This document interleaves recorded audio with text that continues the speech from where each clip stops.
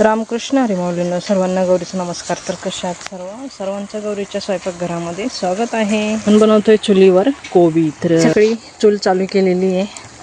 उन्हामुळं थोडंसं दिसत नाही आहे, पण कोबी बघा किती छान असा मस्त दिसतोय. असं तुम्ही चुलीवरचं कोबी कधी खाल्लेलं आहे का? चुलीवरती छान असा कोबी शिजतोय. तर तुम्ही असं कधी कोबी बनवलं आहे का?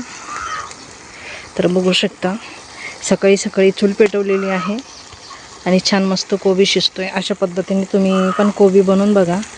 आता पुढचं मी तुम्हाला दाखवलेलं नाही. कोबी चिरून घेतलेला आहे, स्वच्छ धुवून घेतलेला आहे.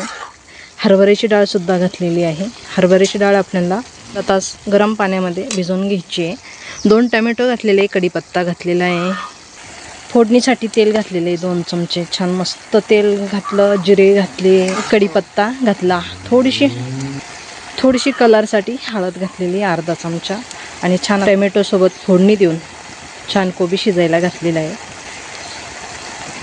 जिरे मोहरी परतून झाल्यानंतर कढीपत्ता घातला, कढीपत्ता नंतर टमॅटो घातलं, टमॅटो नंतर कोबी घातला, कोबी नंतर हरभरा डाळ घातलं, मीठ घातलं चवीनुसार आणि छान चुलीवरती शिजायला घातलेला आहे.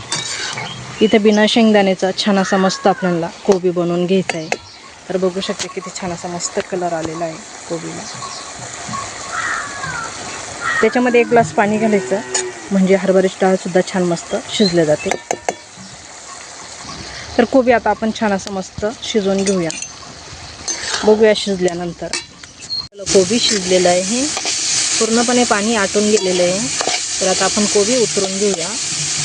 छान मस्त असा झालेला आहे.